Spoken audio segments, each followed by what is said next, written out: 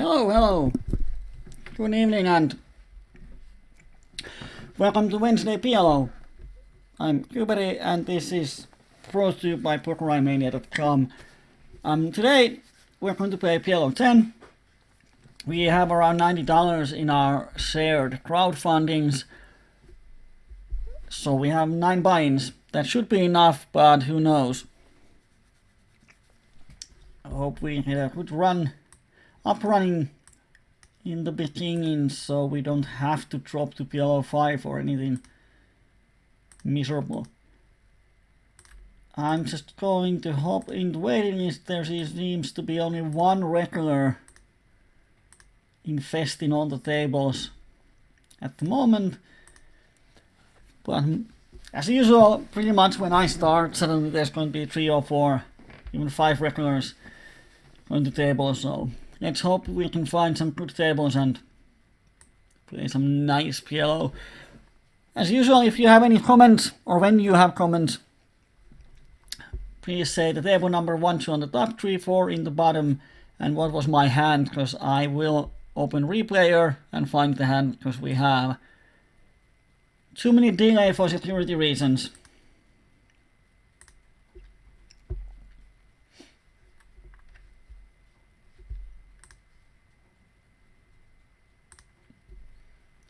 Just opening 4 tables as soon as I can so we can get some action, and then let's try to find good ones. Like the table number 3 is probably not good.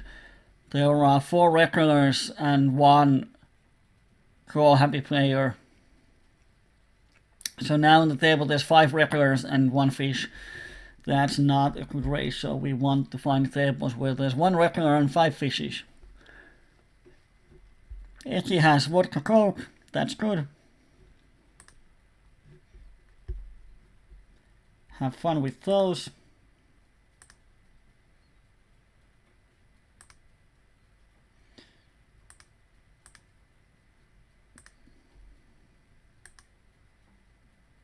Yeah, a lot of regulars on the tables. Seems that this Czech wheel guy just started the session because he's on the waiting list for almost all the tables. Well, maybe one option is to fight regulars and see what happens. It's just the value is not that great versus regulars because the rate is so insane. Like you pay rate about 20 BPs per 100 hand, which means that you have to have an edge over the regulars for over 20 BPs per 100 hands, which is quite hard. So even if you are better than regulars, the rate is going to kill you. That's why I don't like to play with regulars. Someone asked me once that why am I afraid to play with regulars? Shouldn't I be better than those or better than them? The reason why I don't want to play on table number 3 is that I am not afraid of these regulars. It's just I understand that it's not probably plus EV to play with them, although I think I'm better. Because they don't make those huge mistakes that these green ones do. Table number 4. There is a gap. I'm going to call because the Pokra is sort of tightest player. And I have no idea what kind of he is. If the 4 was 7, I would 3-bet to isolate the opener. By calling, we often create multiple bots, but Pokra here has folded 3 out of 3 hands, so I think he might be really tight. That's why I think that even if I call, he might fold a lot of his big blinds. Here we make a small raise, and then on the turn we hit pretty much the second nuts, and he just folds. Reason why I barrel the turn is that it completes the straights. But he probably had some really weak hands to fold on that turn.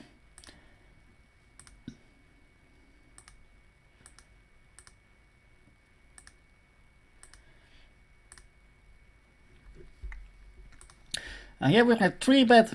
Definitely we call, although we have a 3-carded hand. But we can hit a lot of flops, and when we totally miss the board, he has only pot size bet left, but we don't have any draws, so that's why we fold.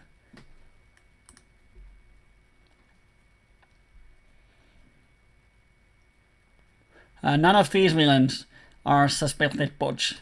At least I hope that those bot makers aren't stupid enough to go to PLO 10, because the rate is so high. I'm not sure if it's profitable. Probably is, but why play PLO 10 when you can make money on PLO 50? US Pro is referring to finding donk here. Well, we have only a cut shot, so we have to fold that one. US Pro is referring to the huge thread on 2+2 forums about collusion and botting, and it's, but we can discuss about that later. It's just fucking frightening. Here I'm going to barrel the turn on burying turn cards to make them fold draws. But they don't. And now there's no value in betting anymore. If he has a king and he calls a turn, he's going to call the river. If he has a misdraw, he's not going to play low. So we just check behind and see if we are good enough. And we are not. He had trips and actually full house on the river.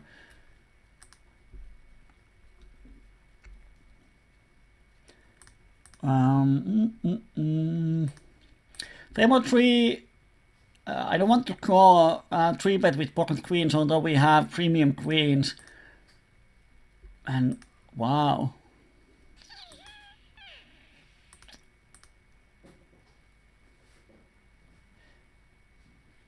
Timmers took on donks for a pot, and he doesn't donk that much.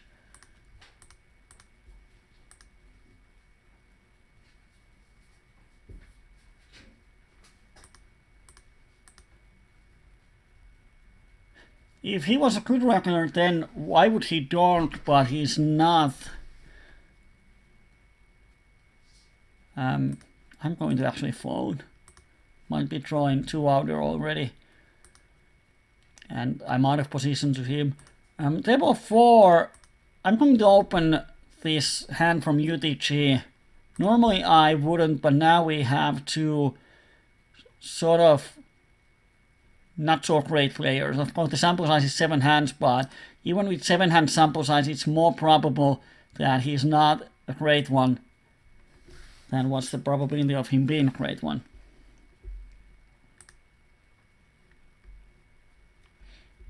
And we hit the nuts, which always makes it easier. There's no flush draw, so I'm just going to call and hope that the turn doesn't bear the board. And now I'm probably going to just get it in. And he folds, so he was bluffing. But he is a good customer. Definitely.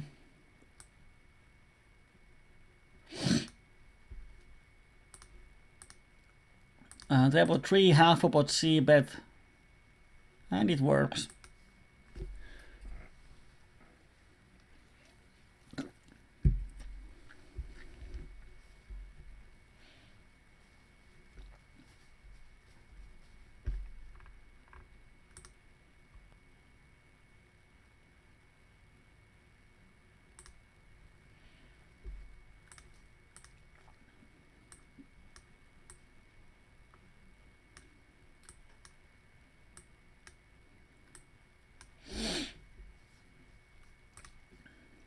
If anyone is interested about one of the biggest news in PLO after Black Friday, go to 2+2 and read the whole thread. I think it's really good subject of what the future of online poker might be. Because if it's true what's suspected in the thread, then it probably changes the whole online poker as we see it, or as we know it. The problem is that if they are capable of doing now, something really major changes has to be done to stop it. Because even if you just freeze all the accounts and suspend them, they are just going to make new accounts and continue.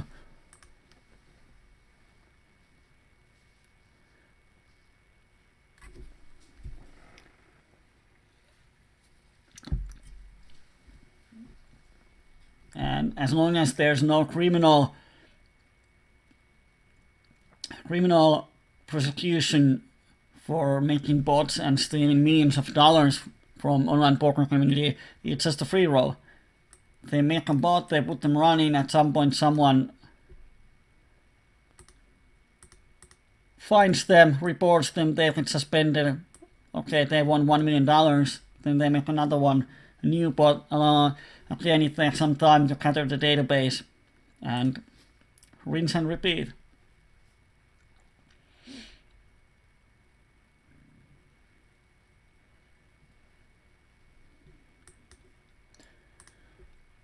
Here we have a good customer.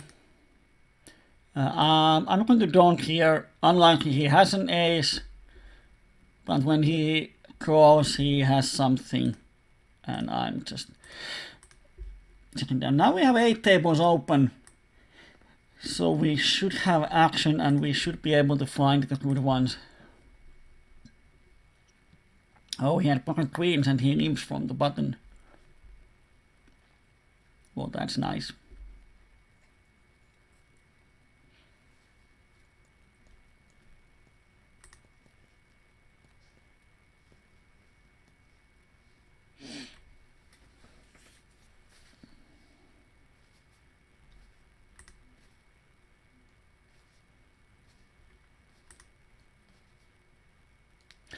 No, nothing happens. 8 tables and no action. On the outside table we flop the gut shot. Not much of a story. If you have any topics in your mind that we might be discussing today, or you want to hear me talking about, feel free to comment in the chat. If you have any good jokes, feel free to say them in the chat.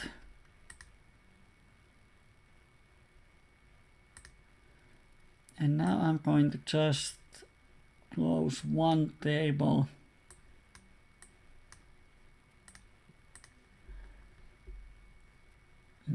Where is it?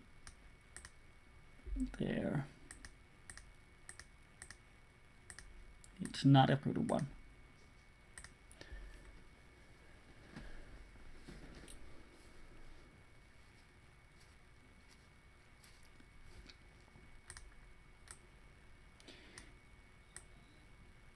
When you read through that thread and you understand what the bot makers are capable of doing, it's kind of scary, because it means that you just cannot beat those guys. Because if they are sharing whole cards, it's such a enormous advantage in PLO that it's impossible to beat those guys. And that's what the scary part is. Unless there's a way to prevent people doing that, then not sure how, let's say, how secure it will be to play PLO.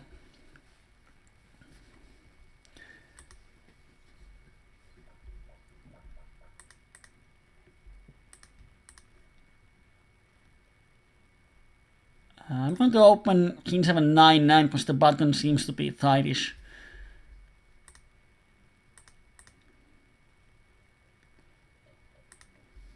And now he calls, of course. And let's see. We have, if we hit the flop, we are going to hit it nice. But the problem is that with this hand, we are not going to hit the flop often enough. And now there's a 3-bet, and there is a cold call. So without the cold caller, I would have folded. But now when we call, the button will call too, and we pay $1 to see a $5 flop. And if we hit the set or flush or 2 pairs, we should be in a good shape on average. And now we can shove the flop.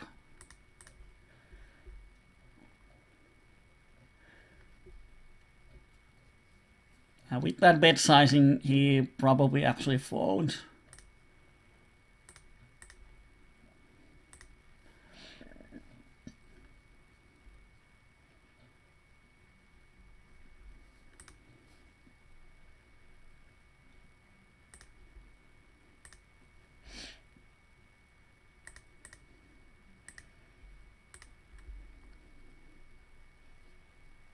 Oh, he stacks off with aces. Wow. Well, that was nice. I really thought with that bet sizing he would fold. On the outside table we had a hand. We flopped the set. We actually make a small 3-bet. He calls and he donks the flop. So I just shove 100 pp's deep and he thinks for a while and then stacks off drawing flush into my set. And luckily on the turn we pair the board, so he has only 2 outs and we hold.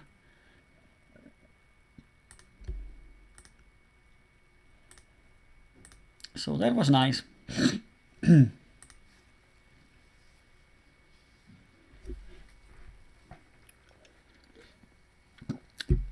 Yeah, it's funny. All the suspected bot accounts are playing from 9 to 5 days a week.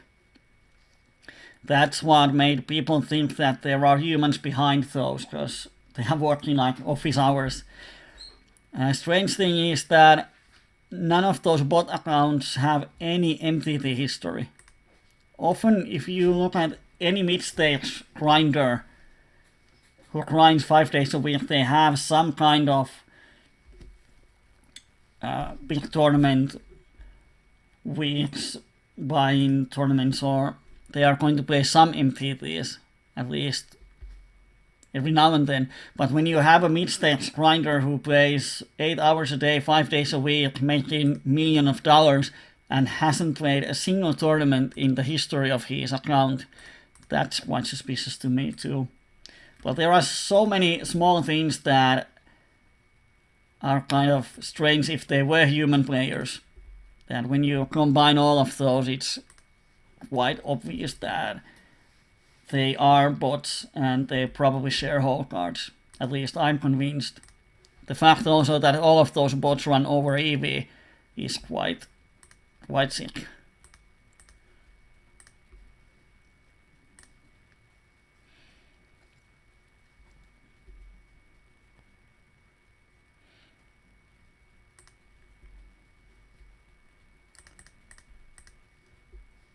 And of course the reason why they run over EV is because they know mucked whole cards.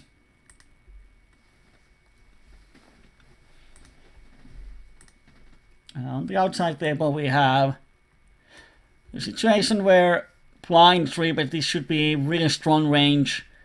There should be a lot of high cards, Broadway cards, which means that if we hit, our ranges don't collide.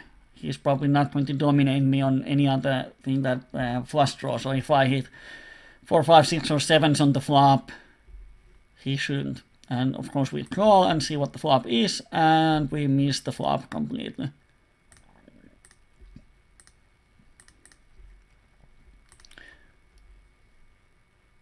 Here we have the third nuts on the river.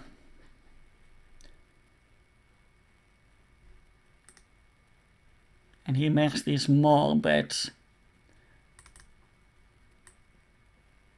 I'm just actually going to call. Because either he has a bluff, or then he has a strong hand that he slow plays. Of course, if he has that, then high flush. Because Jack is blocked, so he has 10 high flush or 8, 9 of clubs. Then we miss some value, but there's a player behind us who might have king high flush. Of course, we might raise, but if he shoves, we have to call. Might be a kind of weird with the third nuts.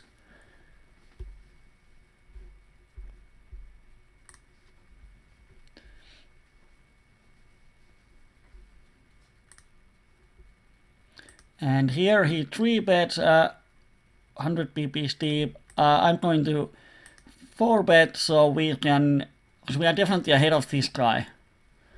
And now we are small favorite, and seems that he sucks out on us on the flop. Yeah. We were ahead on the turn, but then he made the flush on the river.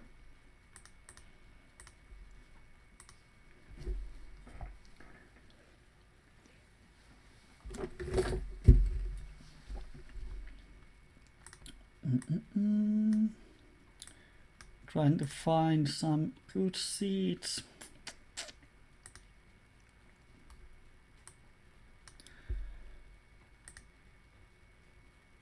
Yeah, I'm going to close that table 3. It's quite bad at the moment.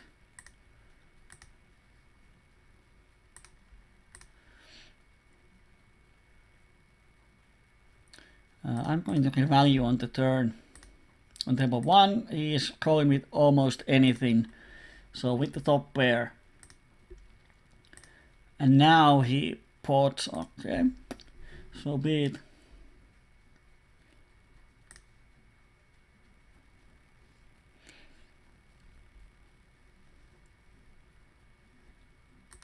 Well, here's a funny player on outside tables. I'm going to show it to you.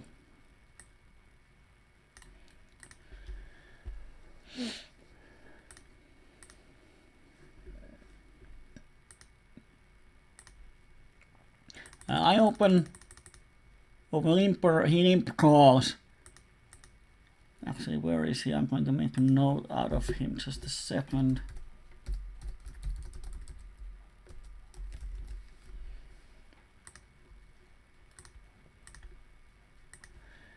Ace is on table 1, and here we don't make the straight. He limp calls, and then he donks the flop. And well, we have only 10 hands on him, so don't know much about him. But as we actually have top 2 and the open-ender, I'm going to call once and see what happens. If he's bluffing, he gives up. And we make the full house. He bets, we call. River, he bets, we call. We actually might raise. The problem here why I don't raise is because I was talking with you about some other stuff. 4, 4, 5.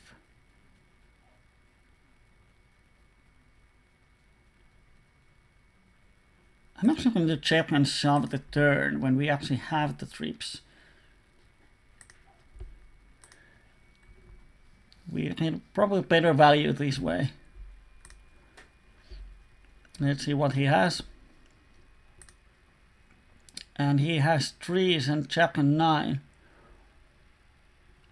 Okay. Well, that was nice. He's a good customer. Now there's so much going on. The reason why I just called is because I thought actually that I have jack 10 for that non-nut full house. With king jack we are only going to lose with the pocket kings, and he might have pocket 10s, which is more in his range than pocket kings, so we might actually raise here for value. And he shows aces with ace of hearts, so he donks the flop with the blocker, but when I call, he continues to the turn and he continues on the river with a blocker bluff. When I call the turn, it's quite obvious that I have full house quite often, at least in my mind. But he calls with aces, and then makes a bad blocker play. So I don't think the only good. Not sure even if I would have check raise the flop if he wants to make a blocker bluff. Wow. So many things went wrong for him in that hand.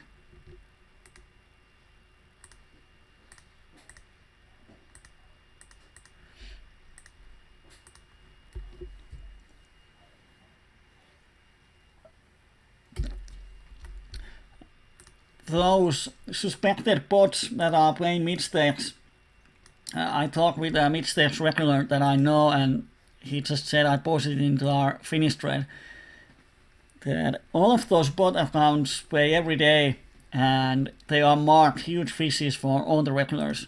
Like the way they are playing, they look really, really bad players, but they are crushing the states. So a lot of regulars have suspected that there's something fishy going on. No way we playing that way. They can make that much money without knowing something that the others don't. And of course, much whole cards is the key to make the difference. But let's see what happens.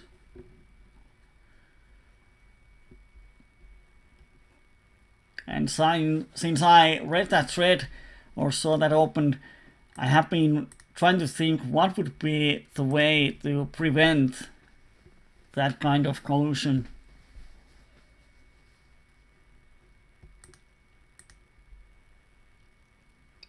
And I haven't figured out that if you can see your whole cards, there's a way that software can see them too. At least I think so. If there's some kind of technical ninjas watching this, then just let me know. I'm going to open the Twitch chat. I forgot. If someone is looking at us on the Twitch, feel free to use the chat.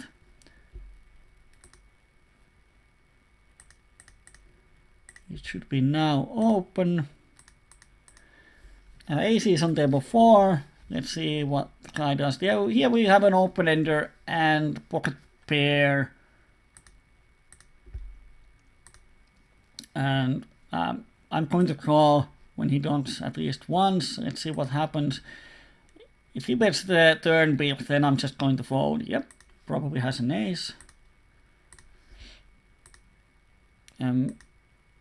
He doesn't fold much, but still I'm going to see bet. And he folds, which is always nice. Here we have the top pair. We're going to bet, and if he shoves, we snap call. And now, yes, we have top 2. If he has a flush, we have 4 outs, but in his range, he has a lot more than just those.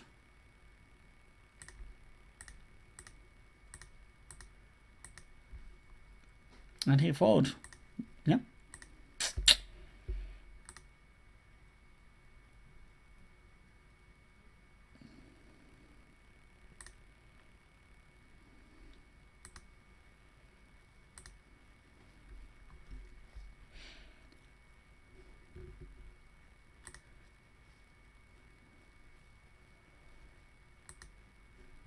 Here he had ace, 9, 10. Wow.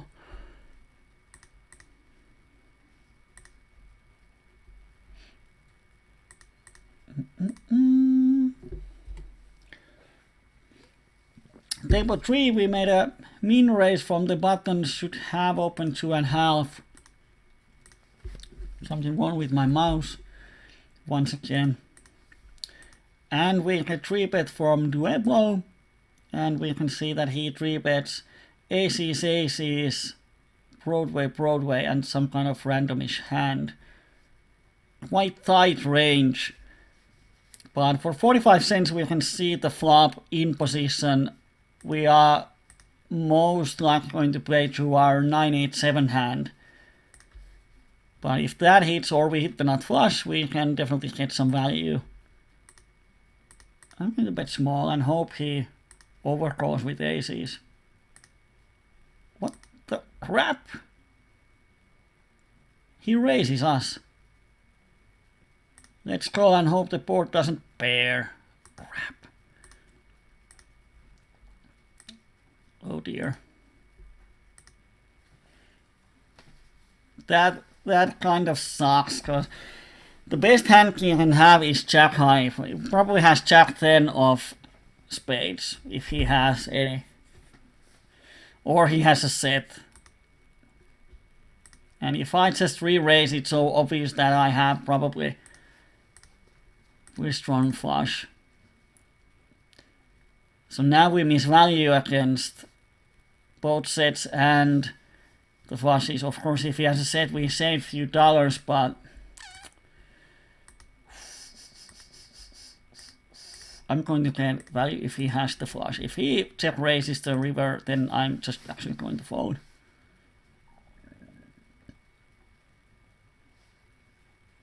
Because he cannot have the nut blocker, and he just folds, so he, not sure if he just was just trying to bluff me on the flop. Well, if he was bluffing, then our call on the flop becomes even better. But yeah, here I just hope that the board doesn't pair, so he might fire again. Now when the board pairs, he knows that against any of my range he's beat and probably don't have much folding equity. But if the board doesn't pair, then he might think that, okay, he has a set when he doesn't shove the flop, so I'm going to barrel him to fold his set. Or whatever they are going to do, who knows.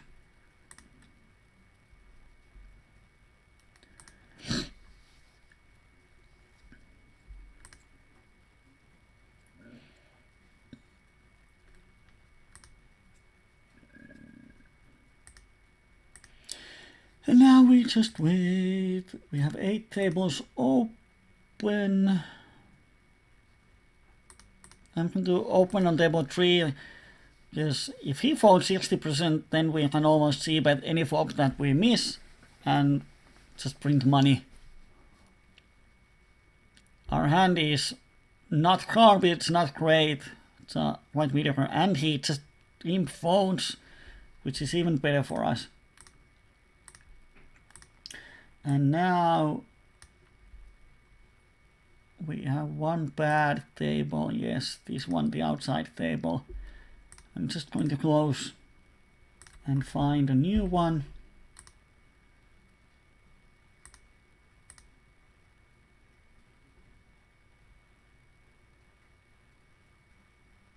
Yep.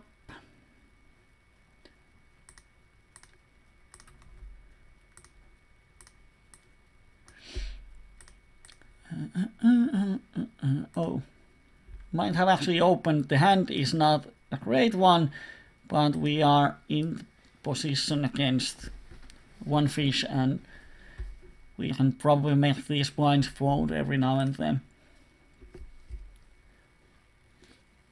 And if you haven't noticed, now in the summer we are playing PLO only on Wednesdays. The Friday night PLO is on a break, and we are doing bi-weekly in Finnish and bi-weekly in English. So the next PLO coaching is on next Wednesday. It's going to be in Finnish, and one after that is going to be in English, and so on and so on.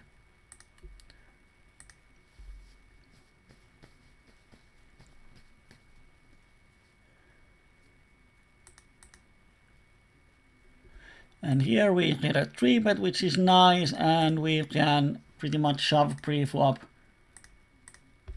And now we can just enjoy the ride through the variance, and he has kings, and we actually block some of his outs, but he makes the straight, and we lose $6. Here I'm going to open 5-handed.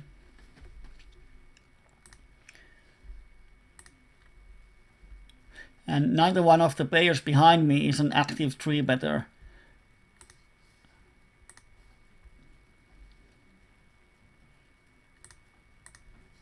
Then we make the top pair and cut shot. We see bet. And let's see what he does. He draws. On the turn we pick up a big wrap. And his range, he has a lot of straight draws, flush draws. We can definitely value bet this hand. And river kills our hand. Happens. And yeah, donk. So most likely he has the flush. I'm not going to give him a value.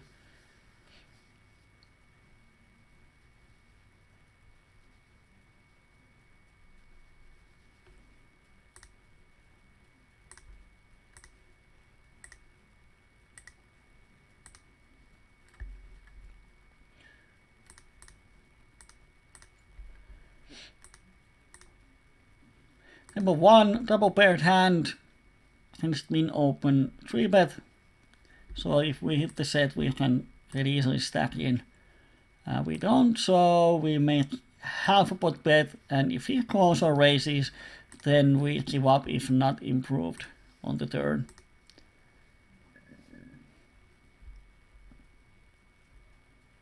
Of course, when the board is queen 8 queen, it doesn't have enough the same folding equity as it would have if it was like 7-3-7. Because queen 8 now, if he has any jack 9 10, 2 of those, he has a cut shot too. Of course, we block some of those hands with the pocket jacks, but as an overall, even if it's a double paired board, when it's connected, people might peel the turn. Especially when they are good customers.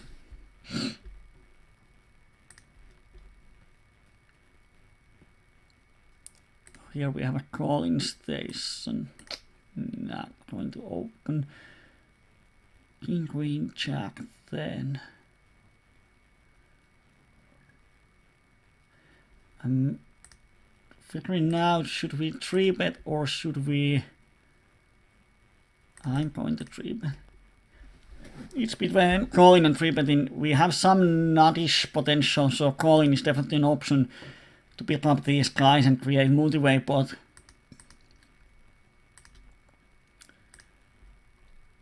But here I 3-bet.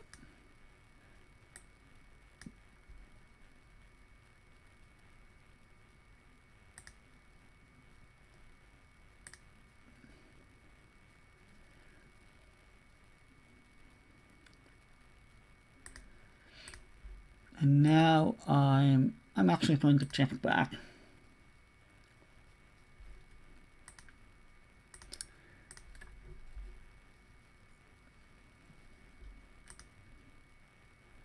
And now we have top 2, so now I'm just going to check raise him. And more the donks. I'm going to call. We have a nice wrap. And now we pick up the flush. So when he barrels, I don't think he's bluffing that often. He has probably set of jacks quite often here. So I'm going to call. And on the river we are just missing everything and we check. And he has set of jacks. Yes.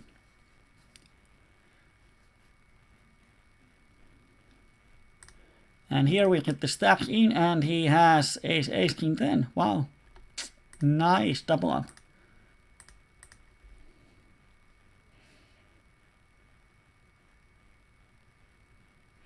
Yeah, I'm pretty sure with all the facts that they do share whole cards. Because the way they are playing, it just doesn't make sense. Like, they are c-betting more in 3-way pots than they are c-betting in heads-up pots.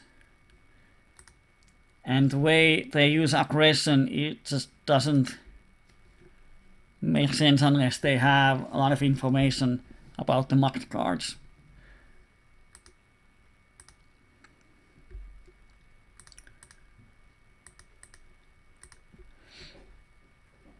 On the outside table, we lost one buy-in. He is a really aggressive player. And we have SPR1 on the flop. So couldn't get away with from my kings. And here we have overpair and cut shot to straight flush. And Morto is quite honest player. If he raises me, he has me beat. And he draws, so he has a flush draw or wrap. Probably not folding any of those, so yeah. I'm going to just give the pot to him.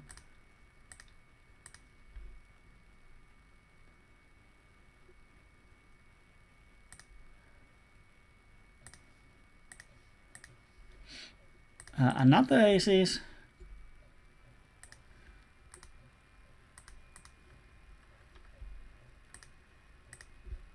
Oops.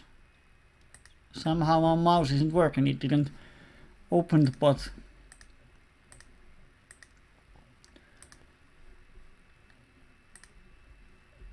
the outside table. Kings versus aces once again. This time we didn't lose the whole pot. And here, awful flopped, but it should be awful for our opponents too. Wow, this is an optimistic call on the flop. He has just top pair without any draws. And we make top 2 here on F table. Oh, but he's so passive. If he bets, I'm folding the river. And he has just an open ender. Wow, people aren't folding anything on monotone boards. Well, it's a good thing when we have the flush.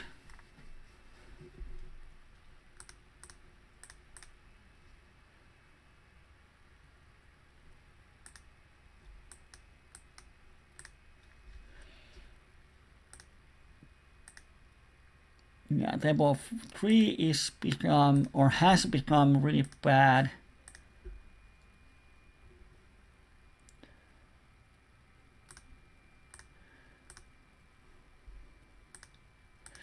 Table 1 I'm going to call. He's quite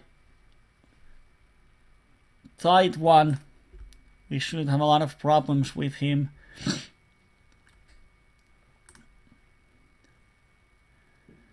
And it's just take the hand to showdown. Oh, he makes runner on 2 pairs.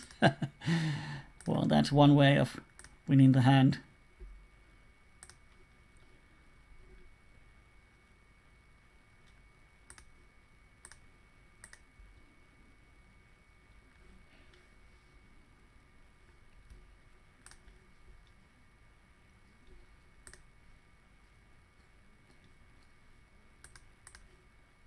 What I'm going to put this table, it has 1 greenie on it.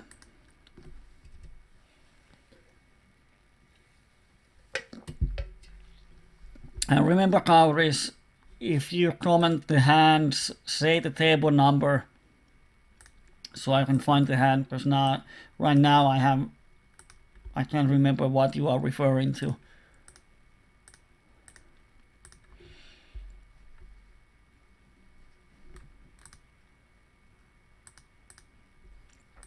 Sanchmo bets flop.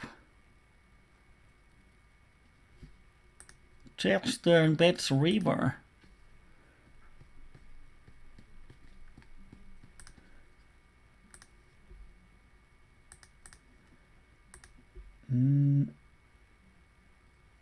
He has ace, he's a king. He probably doesn't have a 6.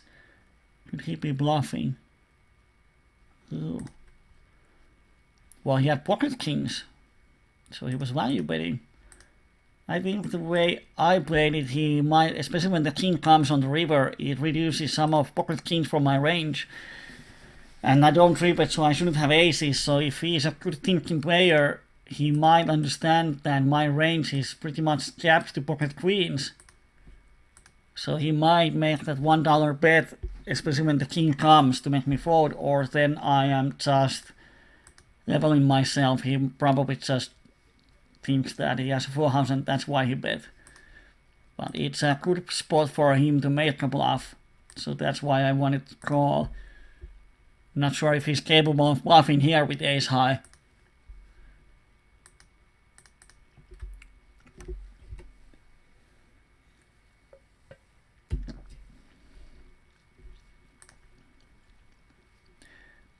Here the plan is to call and see what happens on the turn, but now we make the nuts on the turn, so it kind of changes the situation. And let's try to get some value. We are running sit hut today, outside table, opponent 3-bets. I'm just going to get it in. And he goes with aces, he has only 1 out in the deck, and he doesn't make it. 4 is drunk man's ace. Almost got it. 4 funds is asking why not just play Choom. The reason is this, I'm going to show you. Here's the Poker Stars lobby, just a second. And now, of course, there's a good table. I'm going to get that one before no one else can. Here we have average VPIP of 46, 42, 38, 35, 35, 35. If we go to Zoom, the average VPIP is 26. So now ask yourself, are we going to make more money by playing with VPIP 50 guys or with VPIP 25 guys?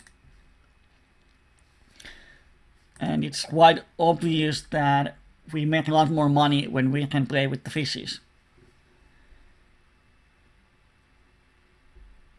That's why I favor normal tables over Zoom, unless there's a real reason of playing Zoom, which is often if you have limited time.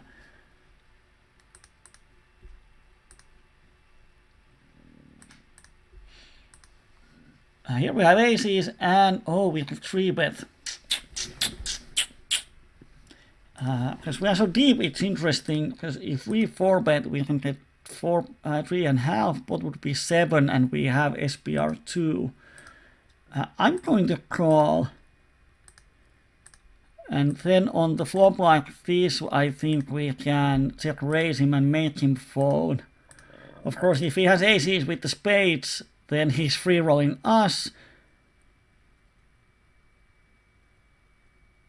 So I'm going to, because the outcome would be same if we sub pre-flop. If he has aces with spades, then beat. But if he has aces without spades, he's going to fold a split pot.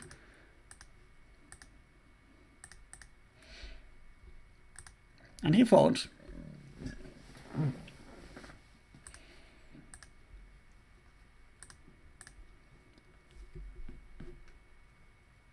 Oh, I came to your table. Sorry, didn't notice. Nice for you to give a seat. Oh, what happened with table 2? It died. Now internet poker is dead. Someone killed my table. Okay. Oh, let's put that one there.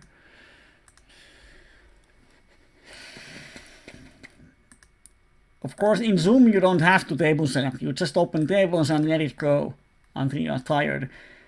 Here in normal tables, always have to monitor the tables and try to find the good ones.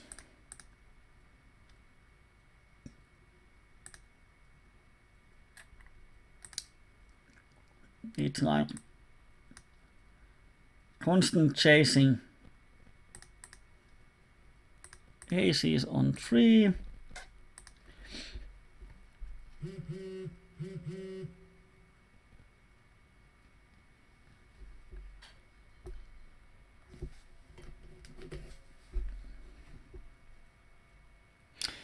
Yeah, Greek players have EPIB 80 on every table.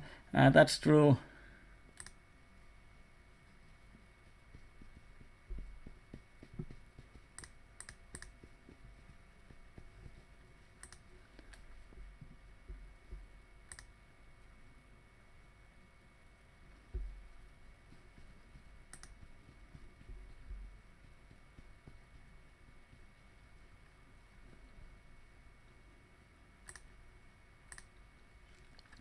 On the outside table, against guy who donks 43%, pretty aggressive.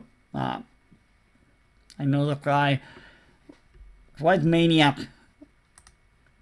and he donks on the board, and we make a call down with pocket kings, and he actually had a set this time, so it happens like guy is folding 50% on the flop, and the other 50% he's donking, and when we make a call down, he has to set. It happens, but most of the time he has just some garbage hands. Here I'm going to move that table to here. And it seems that table 1 is dying. Yeah, definitely. Internet poker is dying. No one makes money.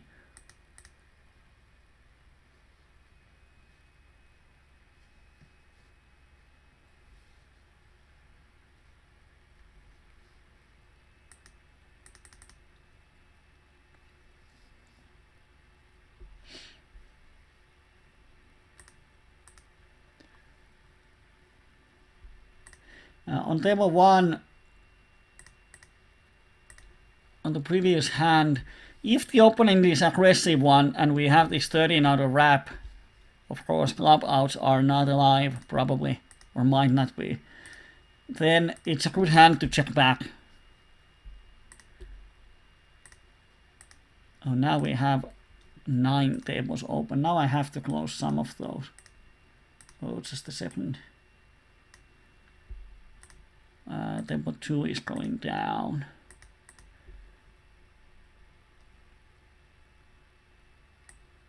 I'm going to put it on here for a second. Here we can get the money in with the nuts. Let's see if it holds up. There's probably going to be 2 million outs against us with all the flush draws, all the straight draws. But we have the nuts, so just get it in.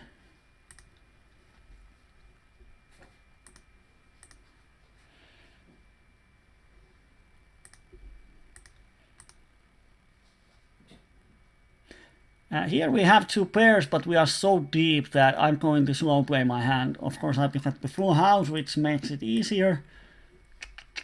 Oh, it's not 3, but what? Oh, I mistaked it with the another hand. Oh, that jack is bad. At least we win the other one. Yeah. I thought this Peps guy 3-bet us and we can't pre-flop because the same situation happened on another table. Wow, these look stupid. Of course, in a single race board, I would have c-bet the flop and be happy about it. I thought he 3-bet us. And I don't want any check raises or that kind of stuff. Oh dear.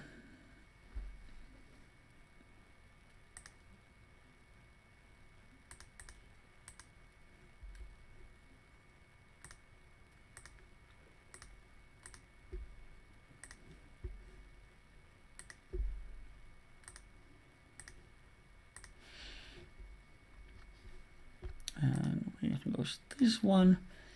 Do we have any green players on any of the tables? Wow.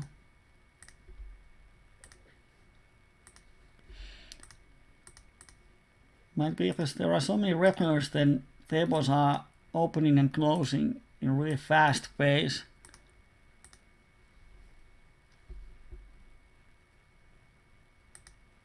Just have to be quick enough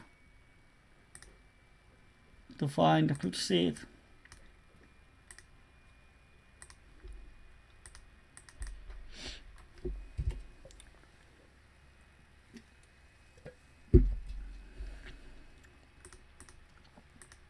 Oh, that's why table 2 died.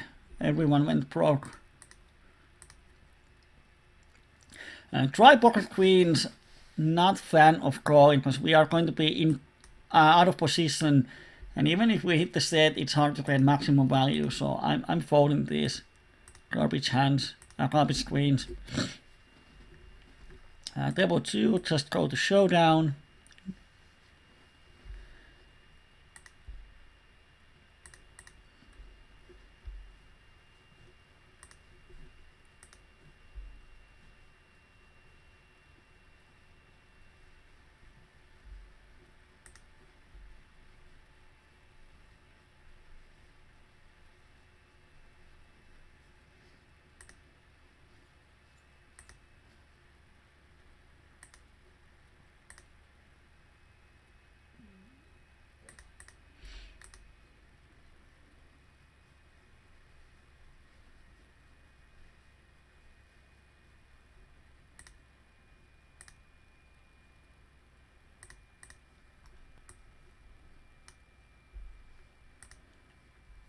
On the outside table we double up.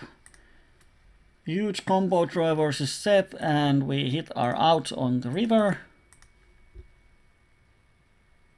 And that table died. Oh man, I'm killing every table today. But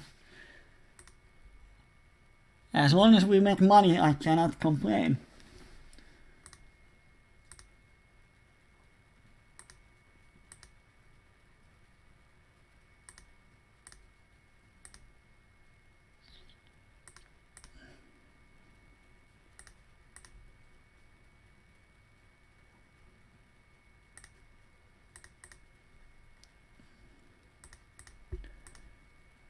I'm going to c-bet, make my life easier. Table 2, and we win the pot. Yeah, often worst hand wins so often. Here on table 1 we have such a huge combo draw to the nuts. Any king, queen, jack, 9 gives us nuts. Any club gives us nuts. So just bet.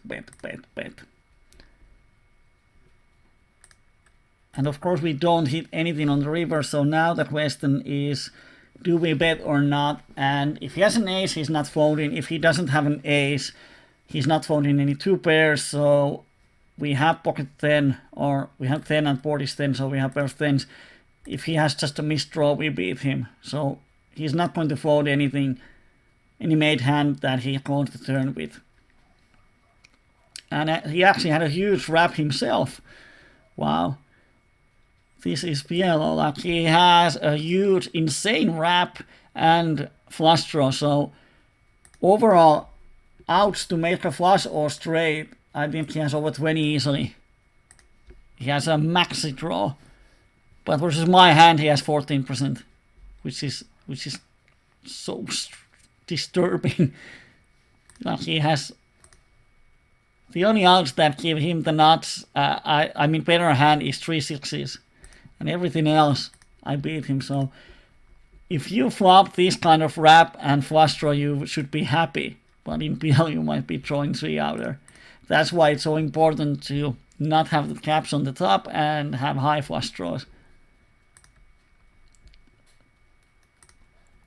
That was funny hand.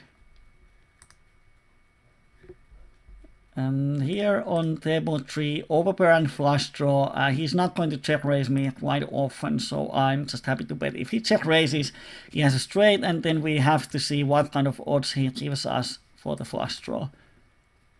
But he's going to call often with even worse hand, and if we make him fold any overcards, it's good for us.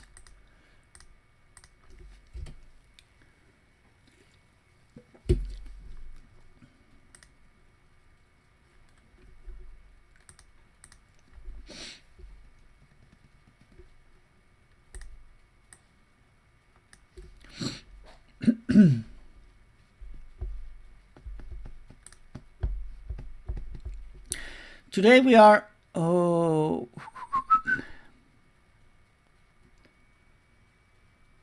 out of 22.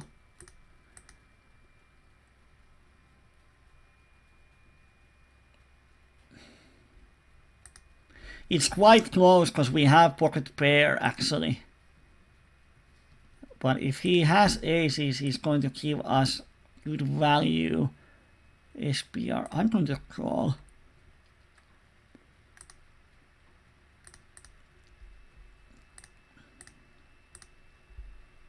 I think when you have pocket pair, it's quite close against range of ace, ace, x, x, if the call is profitable. Oh, we have a Greek fish. Awesome nickname. Probably the best one ever. I think Greek Pro would be even better. Here it's a small 3-bet and we are in position, definitely call, and then on the flop, now we don't stack off. I would have P on the turn versus this guy. Any diamond is good for us, and of course 2 and 7 gives us the straight, but now I'm just going to fold.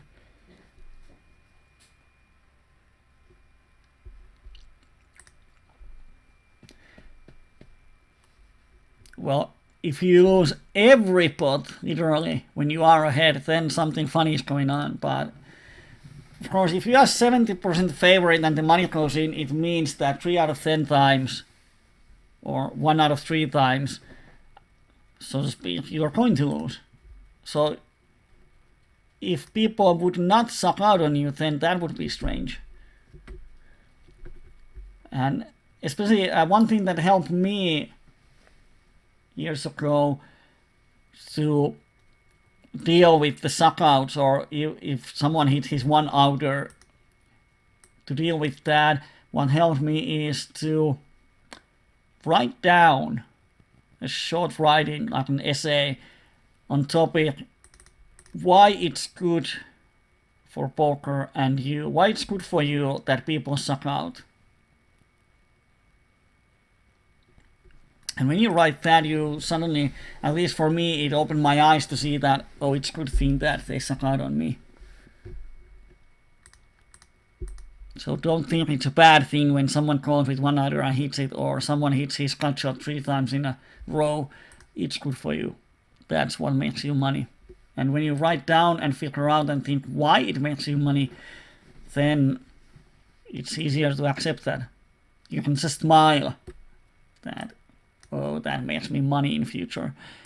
At table 4, we have aces, we have a shorty, and we are 100 pips deep. I'm going to 3-bet, and if the shorty shoves and someone calls, we can reshove, which is the optimal result for aces. Yes, and it happens. So he is in a really bad spot, and of course he calls because he doesn't understand that now we are going to play a sideboard versus king, king, jack, jack. And wow, we might have just win the whole damn pot. Definitely running hot today. I checked earlier today actually the results of PLO 10 for this year, and it's mostly made up with coaching hands.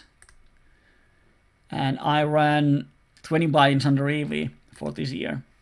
So it's goddamn time to run really hot. I think it's just justice. And today we have run hot. Not sure if we have ever run this hot in coachings, because we haven't lost only one. I think we have lost 2 stacks, and we have won quite many. Every hand hold up, like here. We had 23 on the flop, so it wasn't looking good. But then we hit the tiny little ace on the turn. I was trying to say earlier, before something happened on the table, is that we're going to end today at 11 p.m.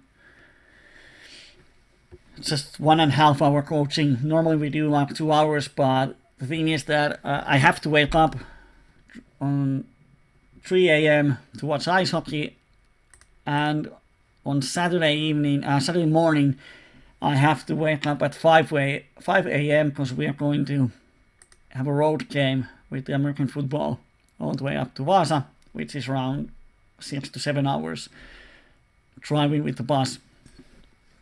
So I really want to have a good sleep before that. And that's why I'm trying to get every hour of sleep that I can. So we're going to end at 11 today, so I can get a few hours of sleep before the ice hockey. Sorry for you to hear that. Stanley Cup finals are more important than half an hour of coaching.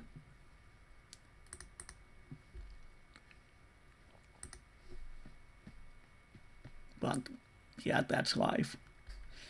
Outside table, aces once again. We sort of missed the flop. He's so tied. First hand he plays in 16 hands, and he is quite tight, so I'm happy to see bet here. If they raise, then I'm quite beat. And when they don't raise, they probably don't have a set, so this is a good card to barrel. We pick up the flush draw. And we win a decent pot, which is always nice. You go back there. We hit the nuts on table 2. Wow.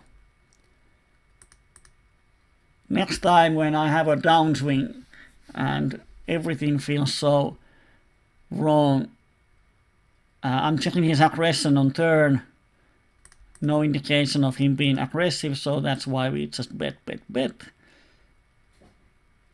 He doesn't raise a lot, so we see bet on table 4.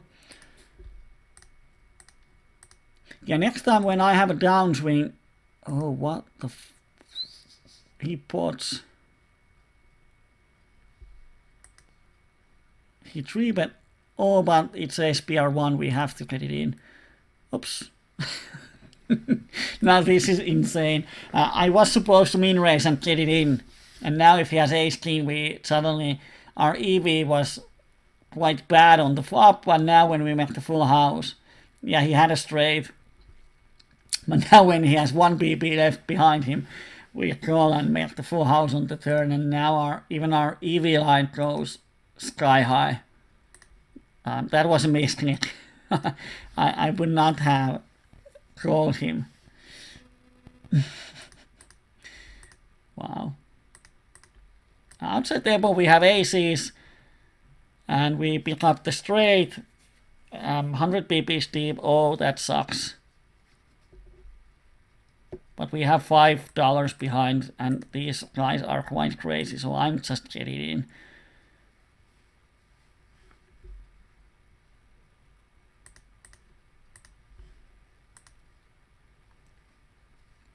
Turn is a blank, so let's see what happens. Yeah. Wow. Calling with 2 pairs and cut shot, and he makes it. That's what I said, that these guys are crazy. The other one had same straight. 2 pairs, straight, and 2 pairs win. So we lost the buy-in. And this is the guy that I made a code on before. Wow, he's quite crazy. And he has over 600 BBs. Easy game.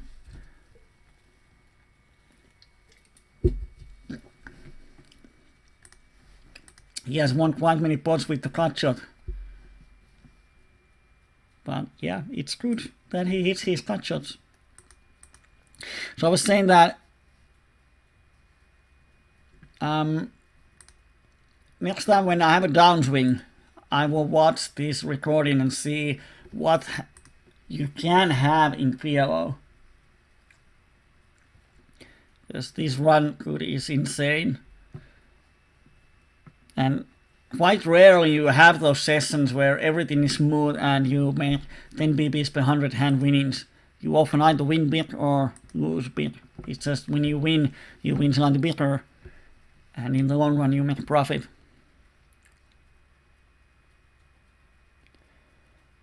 Nobody wants to hear my version why it's a good thing. Well, I'm going to explain it to you. So if you're watching this live or you're watching a video and you want to figure out it yourself, then close the broadcast.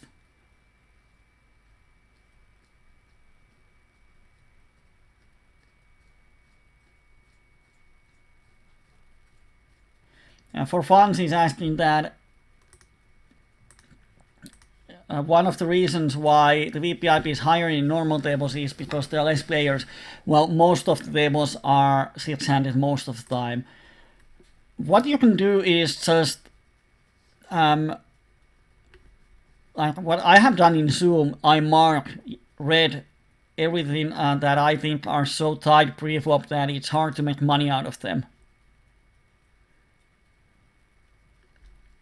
Like name delivers 11-7, he's not going to make any huge mistakes, so he's mostly harmless.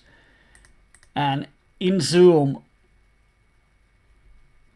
like, it's hard to play between all of those red markings. Every hand I can mark 1 or 2 players, or if the table is full of reds, then be it. But there are so many tight players in Zoom. That there are the calling stations, and then there are the tight ones. But there's a lot of tight players. And what you can do is just, there's a thread in 2+2 about the win rates and rate paid, where they compare Zoom to normal tables, and you can just see there that it's harder to make money in Zoom.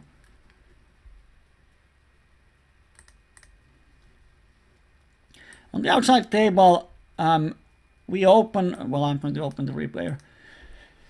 We open aces, he calls, we see bet flop, he calls, turn pairs the board. and of course it's the one card we don't want to see. But I think he has straight draws, he has smaller flushes in his range, so I'm happy to see bet the turn. If he raises, I can fold, but he can call me with king high, 10 high flushes. Of course, one option is to check turn and bet river, but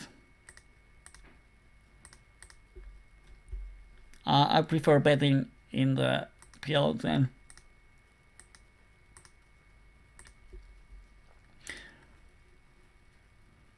So the version why having people sucking out on you is a good thing. Oh crap.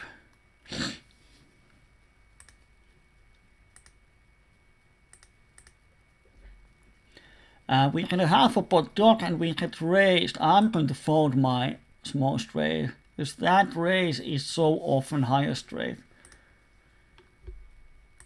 Probably the best case scenario is we are splitting and he might even have the higher straight.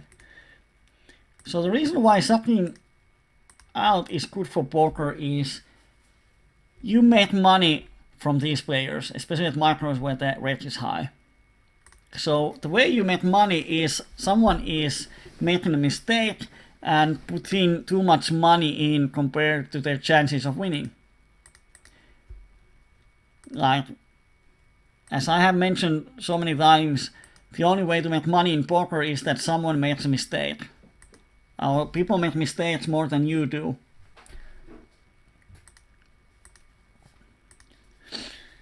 So when someone calls with the flush draw without the correct odds, he makes a mistake. So man, I don't like him. Brings me too much pain. I'm going to flat my aces here.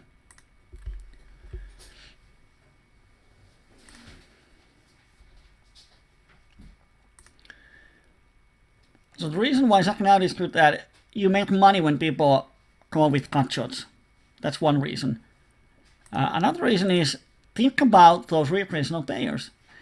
Someone mentioned that once that why online poker isn't made up in a way that when the money goes in, you win your equity share straight away. Like if you have 60% equity, then you win 60% of the pot when the money goes in, and no reason to deal the turn or river. Here it's going to be probably a fuck. The thing is that we have 7 flush outs alive, and we probably have 2 or 3 tens to suck out. So we have 11 outs at least. And it's not enough. He's going to call. And 11 outs is 22%. We would need to win. Oh, it's $3 short.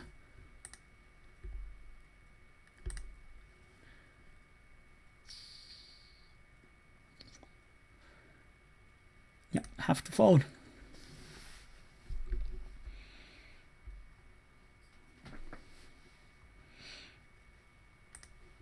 Tied 1 pound mathematically, we just have to fold. We don't have the implied odds.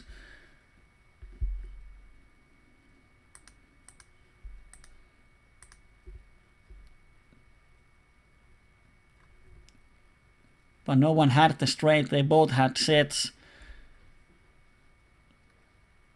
So I'm not sure, can we see our turn equity? No, we have to open. Oh, we can't. We'd probably have to check it through. Equity program that against sets do we have the odds, but even then we have 10 outs to straights, 4 outs to straight. Was aces an out for us? Yeah, 2 aces, and then we have the 8 spades, 12. 14 outs, which becomes, then it's marginally profitable. Yep. But yeah, I think it's a good fold. So as I was explaining, the good thing in Sakan is that if we split the money according to our equities, it would mean that bad players don't have any chance of winning. I mean, every time when the money goes in, they get under half of the pot back. Unless they are really, really lucky and have a setup of some kind. Here I'm going to fold my straight when he donks the river.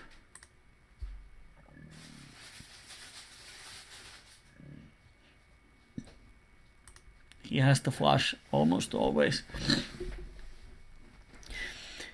And the reason why these green ones, recreational players, come along is that they have a chance to win big. They know that they might not be the best players on the table.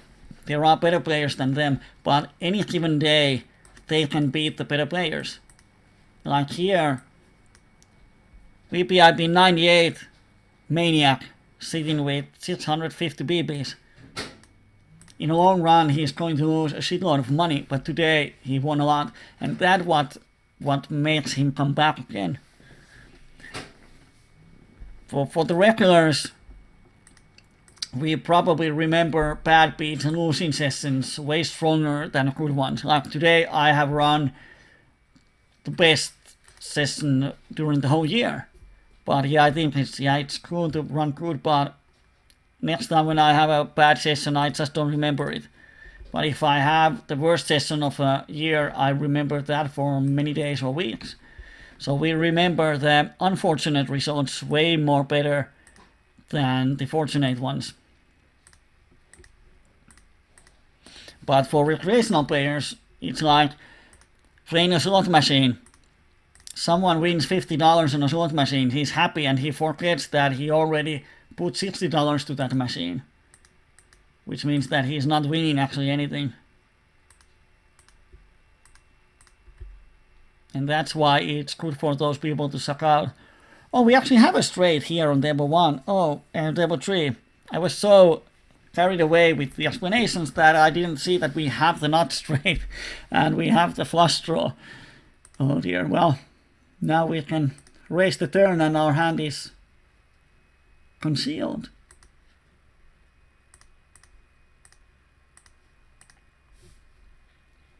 But the fact that bad players can win big pots is the reason they come back over and over again. They win one big pot, they lose 9 big ones, but they remember the one big. So next time someone sucks out on you, just be happy that, oh, that's why he's coming back tomorrow. And he's going to give it back to you. Don't worry. We have nuts on table 2, no action. Here the Maniac is just winning every pot and oh my god.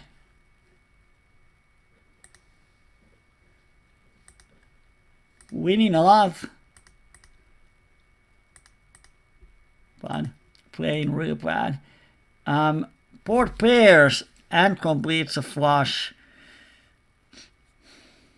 Not sure if there's enough folding equity versus him. It's just so.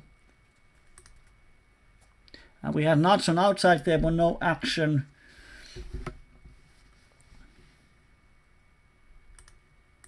So probably the last orbits, these two tables are dying.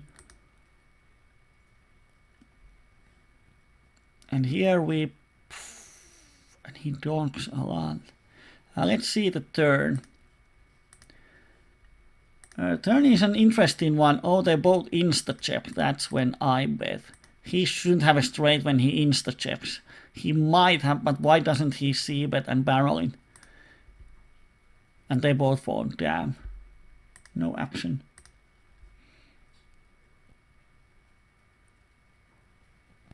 Now.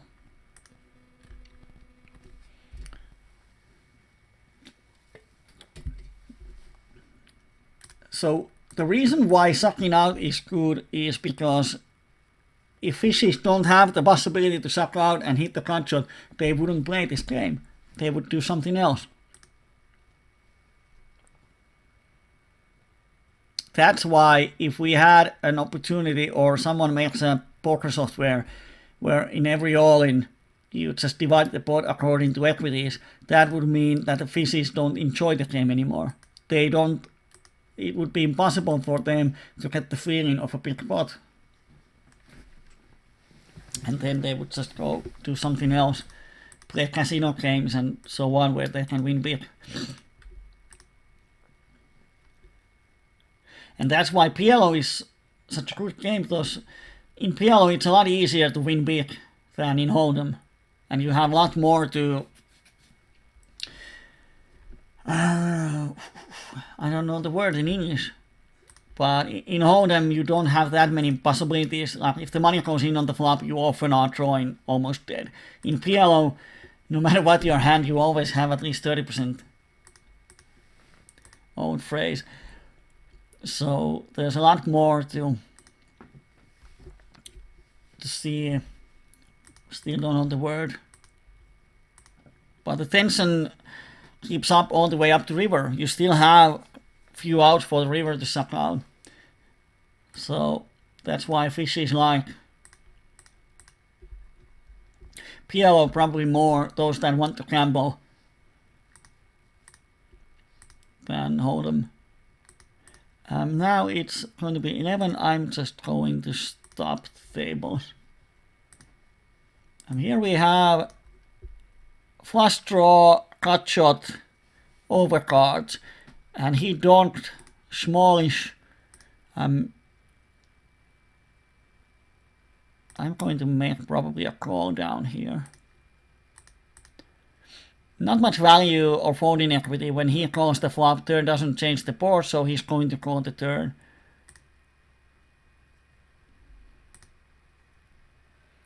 If he bets big on the river, then I actually probably fold.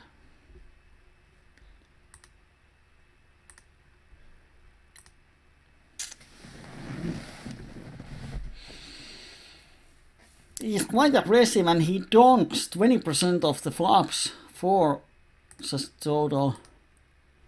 Why would he donk unless he has a 6 and he made a trips?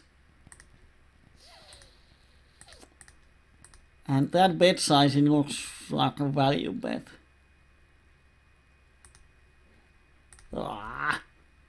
Have to call, and he didn't have it. Wow. Good bet for him on the river. Because it really looks like a value bet. But the reason why I finally made the call is that when he donks this board, it really looks like a hand that has a lot of equity, but it's not like if he had a 6-8 or full house or trips, why bet and force me to fold my air? That's the problem in donk betting, is that you don't ever get value from air. You isolate yourself in strong range, which is somewhat could result with this hand, but if he actually had a trips or full house, he just misses ton of value if he don't. And that's a problem when you donk a lot. It's hard to be balanced. Because if you want to be balanced, you have to donk with value hands, and when you donk with value hands, you can less value for them.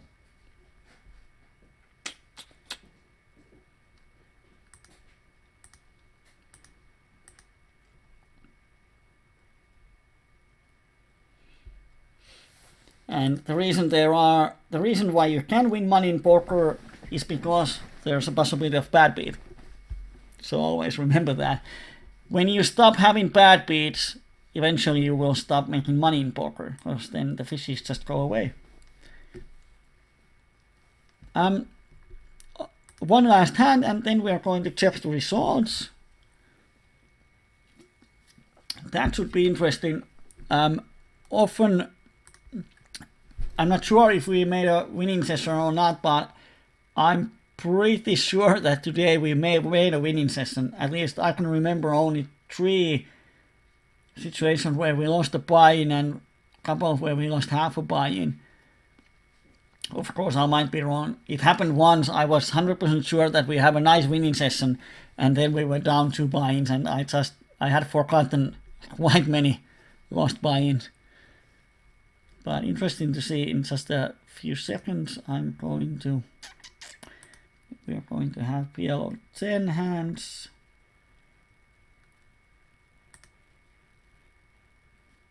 Oh yeah, I was right. Damn. Did we sit down? Yes. Here is the results for today. 4 buy-ins up, 3 in EV, and the graph is pretty nice. Steadily going up. We could have continued all the way up to the morning, and this goes up. Probably not. 4 buy-ins up. Was a nice session. Despite having the not championing value, we actually had some interesting spots. So it wasn't just all fun and entertainment. Remember, next week we are doing a Finnish PLO. You are, of course, welcome to watch it. Those who are watching on the Twitch, why are you in the Twitch? Come to Poker Mania. We have our own chat. We have the best community in the web. We have nice active Finnish community, and if you join us on the English side, we will have nice active English community too. So thank you. Have a good evening, good night, and good weekend, and I will see you all at least on the next week's coaching, and meanwhile see you on the forums. Now bye bye for me. Let's watch the awesome intro and do what we want to do. Bye bye.